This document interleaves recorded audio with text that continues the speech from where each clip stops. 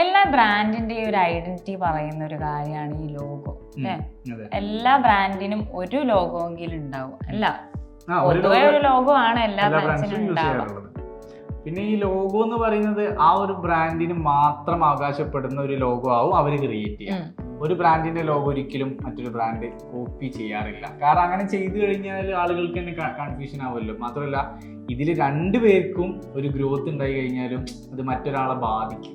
കാരണം ഇതിൽ ഏത് ബ്രാൻഡാണ് ആളുകൾക്ക് എന്നൊക്കെ കൺഫ്യൂഷൻ. അതുകൊണ്ടാണ് നമ്മളൊരു ബ്രാൻഡ് ലോഗോ ആരെങ്കിലും എടുത്തു കഴിഞ്ഞാൽ അതിൻ്റെ പേരിൽ കേസ് കൊടുക്കുന്നത്, ആ ഒരു ബ്രാൻഡ് നെയിം എടുത്തു കഴിഞ്ഞാൽ കേസ് കൊടുക്കുന്നത്, അങ്ങനത്തെ ഒക്കെ ഇഷ്യൂസ് വരാൻ കാരണം ഒരു ബ്രാൻഡ് നെയിമും ബ്രാൻഡ് ലോഗോ എന്ന് പറയുന്നത് ഒരാൾക്ക് മാത്രം, ഒരു കമ്പനിക്ക് മാത്രം അവകാശപ്പെടുന്ന ഒരു കാര്യമാണ്. പക്ഷെ ഞാനൊരു കാര്യം ചോദിക്കട്ടെ, ഇപ്പം കെൻമിയുടെ ലോഗോ എന്താ? കെ. ഓക്കെ, ഈ കെ വേറെ എവിടെയെങ്കിലും കണ്ടിട്ടുണ്ടോ? കെ ഉണ്ടാവാൻ മതിയാവും, പക്ഷെ എന്തെങ്കിലും അല്ല നമ്മള് യൂസ് ചെയ്ത കെൻമിക്ക് വേറെ ലോഗോ ഉണ്ടോ? ഇല്ല. ഐഷോ കെൻമിക്ക് ഒരു ലോഗോ ഉള്ളെന്നാണ് ഇപ്പൊ പറയുന്നത്. ഉറപ്പാണോ? കെൻമി ഡിജിറ്റൽ അക്കാഡമിക്കും കെൻമി ക്രിയേറ്റീവ് മാർക്കറ്റേഴ്സിനും ഒരു ലോഗോ ആണോ ഉള്ളത്? അല്ല, അതല്ല. ക്രിയേറ്റീവ് മാർക്കറ്റേഴ്സിന് കെ എന്നാണ്, പക്ഷെ കളർ ഡിഫറൻസ്, കളർ തീമിൽ മാറ്റമുണ്ട്.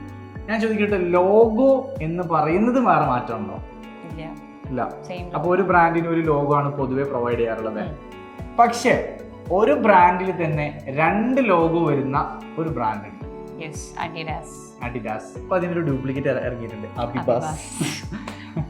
സംഭവം എന്താണെന്ന് വെച്ചാൽ അഡിഡാസ് ഈ ഒരു കാര്യം ചെയ്യുന്നതിന് പിന്നിൽ കുറച്ച് റീസൺസ് ഉണ്ട്. മറ്റൊന്നല്ല, നമുക്കറിയാം ഇപ്പോൾ അഡിഡാസിന്റെ ക്ലോത്തിങ് നമുക്ക് അവൈലബിൾ ആണ്. അതായത് നമുക്ക് ഡ്രസ്സുകളൊക്കെ നമുക്ക് അഡിഡാസിൽ കിട്ടുന്നുണ്ട്. ആ ഒരു ബ്രാൻഡിൽ, ബ്രാൻഡില്ല, ആ ഒരു കാറ്റഗറിയിൽ എടുത്ത് നോക്കുകയാണെന്നുണ്ടെങ്കിൽ നമുക്ക് കാണാൻ പറ്റുന്ന ലോഗോ എന്ന് പറയുന്നത് ഒരു ഫ്ലവർ രൂപത്തിലുള്ള ഒരു 3 ലീഫ് വെച്ചിട്ടുള്ള ഒരു ലോഗോ ആണ്. ഈ 3 ലീഫിനും 3 മീനിങ്സ് ആണ്. First leaf Asia, second leaf Europe and third leaf America. ഇങ്ങനെ 3 ലീഫിനും 3 രീതിയിലാണ് അവർ കാറ്റഗറൈസ് ചെയ്ത് വെച്ചിട്ടുള്ളത്. ഇനി അതിൻ്റെ പുറമെ അടുത്ത ലോഗോ വരുന്നത് എവിടെയാണെന്ന് വെച്ച് കഴിഞ്ഞാൽ ഈ അത്ലറ്റ്സ് ഒക്കെ യൂസ് ചെയ്യുന്ന സ്പോർട്സ് ഷൂസ് ഒക്കെ ഉണ്ടല്ലോ, അതിലാണ് മറ്റൊരു ലോഗോ ഉള്ളത്. 3 ലൈൻസ് ഇങ്ങനെ കാണാം. അഡിഡാസിൻ്റെ ആ ഒരു ഷൂസുമൊക്കെ നമുക്ക് ശ്രദ്ധിച്ചു കഴിഞ്ഞാൽ കാണാം അവിടെ ഫ്ലവർ ആവില്ല, 3 ലൈൻസോ. സ്പോർട്സിനോടുള്ള ഇന്നോവേഷൻ അതുപോലെ തന്നെ പെർഫോമൻസിനോടുള്ള ആ ഒരു സപ്പോർട്ടും കാര്യങ്ങൾക്കൊക്കെ വേണ്ടിയിട്ടാണ് അഡിഡാസ് ആ ഒരു സ്പോർട്സ് കാറ്റഗറിയിൽ ഈ ഒരു ലോഗോയും ക്ലോത്തിങ് കാറ്റഗറിയിൽ മറ്റൊരു ലോഗോയും അവർ പ്രൊവൈഡ് ചെയ്ത് വെച്ചിട്ടുണ്ട്. പക്ഷെ എന്ന് വെച്ചിട്ട് 2 ലോഗോ കൊടുത്തതിൻ്റെ പേരിൽ അഡിഡാസിന് ഒരിക്കലും അത് താഴോട്ട് പോയിട്ടില്ല. കാരണം അവർ യുണീക്കായ ഒരു ഐഡിയ കൊണ്ടുവന്നതോടുകൂടി തന്നെ അഡിഡാസും അവിടെയും ശ്രദ്ധ പിടിച്ച് പറ്റിയിട്ടേ ഉള്ളൂ. അപ്പം നമ്മൾ തന്നെ ഇതൊരു കോണ്ടന്റ് ആക്കാനുള്ള കാരണം എന്താ, മറ്റൊരു ബ്രാൻഡും 2 ലോഗോസ് യൂസ് ചെയ്യുന്നില്ല, എല്ലാവർക്കും ഒരു ലോഗോ ഉള്ളൂ. സോ അതുകൊണ്ടാണ്.